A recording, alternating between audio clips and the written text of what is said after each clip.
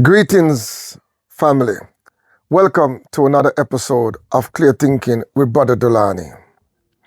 This week, I would like to discuss our global situation as African people right now. As you may be aware, we are under a new paradigm at the moment. A new situation has emerged in the last 2-3 months where we have a new administration in America, a new government run by Donald Trump and Elon Musk and J.D. Vance. We have a set of people who are in control of imperialism right now. The oligarchies, them in control of imperialism, and they are unleashing policies and all kind of fear and threats across the world. They're destabilizing their relationship with their allies, their partners. They are disrupting in a very destructive way the economic process that they have set up to make capitalism smoother. And also they are developing a serious xenophobic policies towards the global community, and in particularly African people. We know that threat has been sent to the Caribbean, where now the Afrobean, which many would call the Caribbean, we in the movement, we call it the Afrobean, because we are descendants of African people. They are sending messages now is going out to us that if we stand with Cuba, then they will be punishing, those countries or those individuals that support Cuba. And as we know, as African people, that Cuba has been a part of our liberation struggle from the beginning. Cuba has been a part of the anti-enslavement struggle, the anti-colonial struggle, and even the anti-apartheid movement in Africa. Cuba has assisted African people militarily, economically, financially, medically over the years. They have sacrificed their lives of many thousands of Cuban troops and soldiers have passed, they've given their life, in the defense of our liberation struggles across Africa. And we cannot turn our back on our Cuban brothers and sisters, despite the threat of imperialism. That is why it is so paramount for us as African people now to unite. We have to unite, because I'm telling you, my family, if we do not unite, they will pick us off one at a time. These imperialist forces, they are ruthless, they are brutal, they are feisty, they don't care, and they will systematically come and try to undermine us as African people. They will undermine our progress. They will undermine our ability to defend ourselves. They will use all kind of economic measures to come after us. They will use all kind of, foreign policies to help destabilize our leadership and our economy.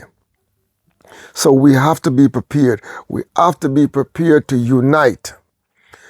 Afrobean countries all across the Afrobean must be able to unite, to come together, and if necessary, we have to be able to feed ourselves, to provide electricity for ourselves, to be able to clothe and look after ourselves and medically take care of our people, because they will be using every tactics to cut us off, to make it more difficult for us to gain access to medical supply, food, parts, spare parts, everything that you need for the economy to function. They'll be utilizing all these methods to punish us, to force us into submission And we cannot allow ourselves to be dominated by the whim of an individual or a few people. And there's great division right now at the core of imperialism, great differences, and it can lead to the meltdown of the whole system itself. This division that exists amongst them, that we may very well be affected whether we like it or not. We have to prepare ourselves, whether we like it or not. This is not about whether you support Donald Trump or support the Democrats or the Republican. It's about the effect of any one of these forces are in power. You know, the right wing and the left wing of imperialism. When they're in power, we have to position ourselves differently, understanding the terrain that we're operating in. Now we know it's the far right forces that are in power.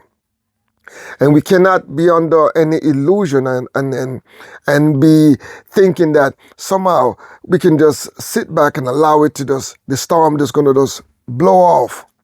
No, we have to protect ourselves. This storm, this turbulence that we're going to be going through, we're starting to go through, and it will continue to intensify as as you can look at the economic terrain.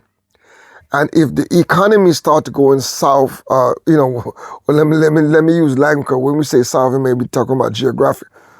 But I mean, if the economy decided to start to collapse in America due to these policies that's been pushed by these oligarchies that may destabilize the American economy, it will have effect on all of us.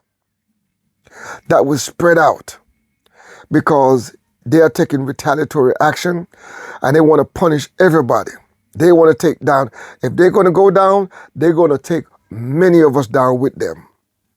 We have to prepare ourselves to deal with these type of people, these type of policies, and any eventuality that will come our way. But we cannot be thinking that we can just stay on the sideline and then we will not be affected. We will be affected. We just have to prepare, and hopefully our leadership will be able to get together and close their doors and come up with strategies to withstand this turbulence. It will be economic and political turbulence coming our way. We have to prepare ourselves. But I must say though, we must stand with Cuba. We cannot let Cuba be isolated and stand alone. As African people, we have to stand on principle. Principle leadership is needed at this time. We cannot bow because a bully is in the schoolyard. We all got to stand up to the bully. We cannot allow them to force us to get on our knees and kiss the rings. We cannot allow that. We have to stand up for our dignity, stand up for our people, and stand on principle. Cuba have not done anything against America, against us as African people. They have been a people that wanted us progress. They want to succeed like every other nation want to succeed. And as an African people, we should stand on those principles. All we want is fairness. All we want is equality and justice. All we want to do is be able to enjoy the wealth of this world, enjoy the resources of this world. And that's why reparative justice is so important for us. We have to pursue reparative justice. Because these European nations, including America, have done great damage to the world. They have damaged a lot of people. Millions of people have been harmed, have been damaged as a result of the policy, as a result of the military expedition, the enslavement, the colonization of these people have done to us. And we have been left in a very broken state, and we need to be fixed. We need to be repaired. We need to fight for reparative justice. so we can begin to repair our mind, repair our culture, repair our economy, repair our family, repair our community. We need to repair the damage that was being done to the environment, the environmental disaster that they have left behind from the extraction of the resources from our lands and our country, all across the continent and across the Caribbean and in South America. A lot of extraction have taken place, and they have left degradation and environmental damage behind. But most importantly, the damage that they have done to the people, to the culture of the people, to the heart and the soul of our people, need to be repaired. And we have to hold them to account, because they are sitting on a tremendous amount of resources, a tremendous amount of wealth, and that wealth needs to be redistributed and used to heal the damage that they have done. And as much as they are kicking up a storm, as much as them carrying on right now, like I said, they're on top of the world, trust me, they will have to concede to the righteous demand of the world, particularly from African people. History is on our side. Justice is on our side. And we have to keep on fighting. We have to unite, particularly now, in this day and age, with them in power, with this particular crew that's in power now. They know that this may be their last chance to defend all of their racism, their xenophobia, their Afrophobia, all the anti-black and policies that they will be pushing. This may be their last chance, because they have sat back and they have waited a long time to take control of the hem of imperialism. And now they have the opportunity to impose their will on the rest of the world, to impose their will on African people.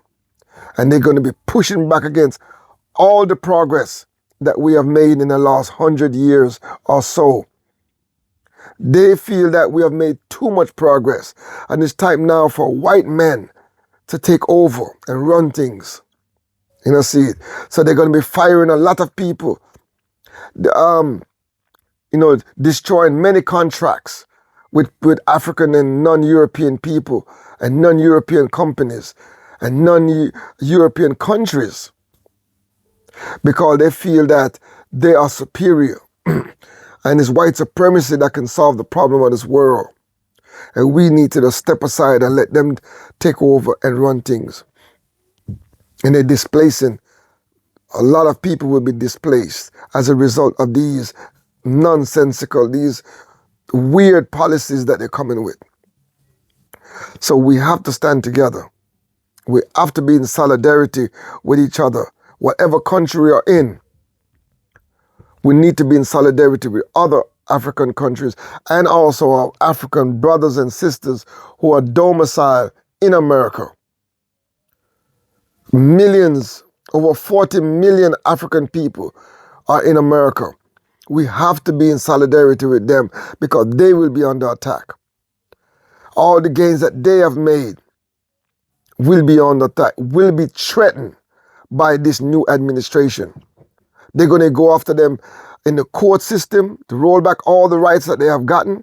They're going to be pushing for legislation to defund a lot of the programs that they have fought for over the years. A lot of those programs will be defunded, ineffectively abolished. A lot of the enforcement mechanism to enforce the rule of law, to enforce justice, to enforce equality, a lot of those policies will be reversed. And we have to stand with our brothers and sisters, because many of those, the leadership in America, the African leadership, will be targeted. Many of them will be the target of investigation. They will be coming after them. Make no mistake about it. Many African institutions will be targeted, because these are the kind of people that's in power. They're vindictive.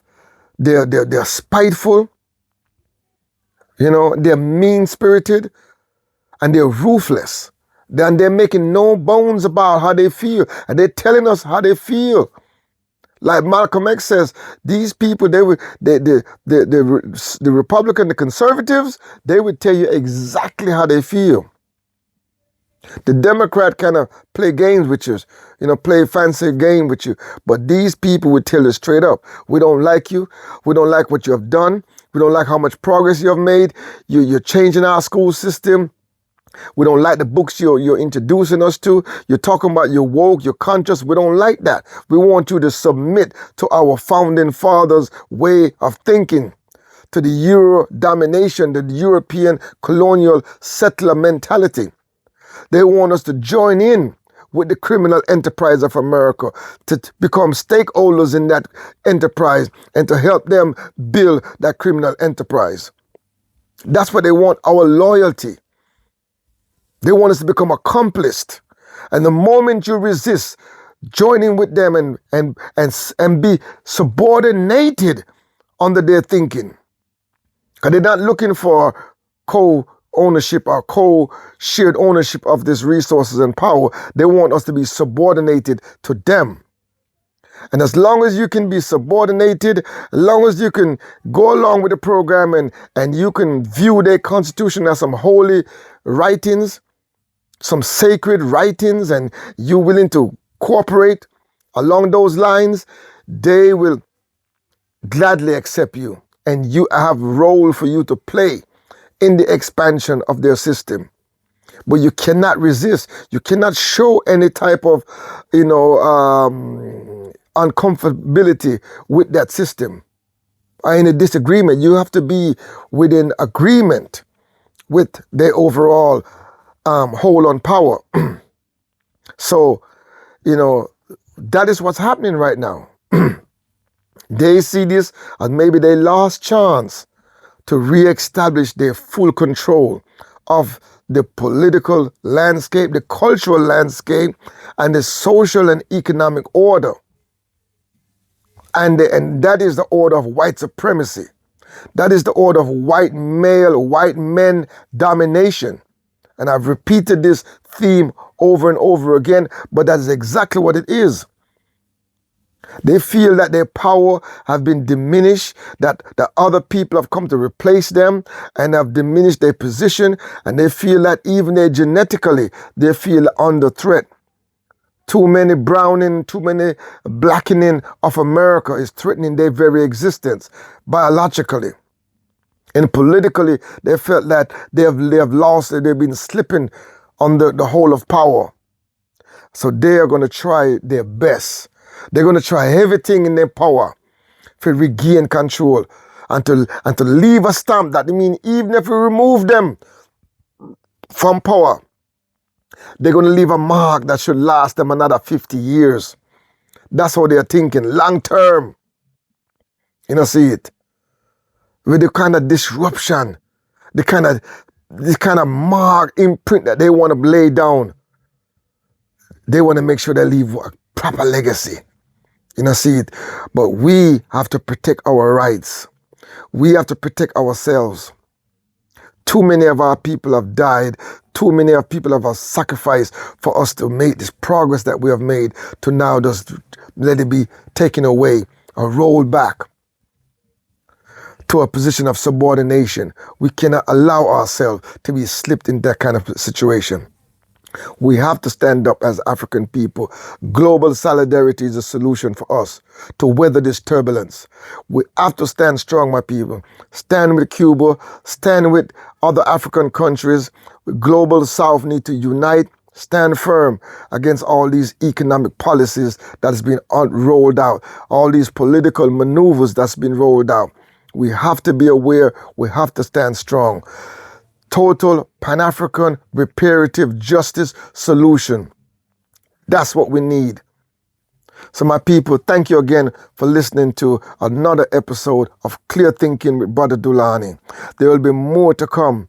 We'll be analyzing more of this administration, this new Trump administration attack on African people and non-European nations. And we will keep an eye on them, and we'll be sharing our analysis with you. If you like this kind of content, please like, share, and subscribe to this program. And do come back for more. as we get deeper and deeper into this system of imperialism.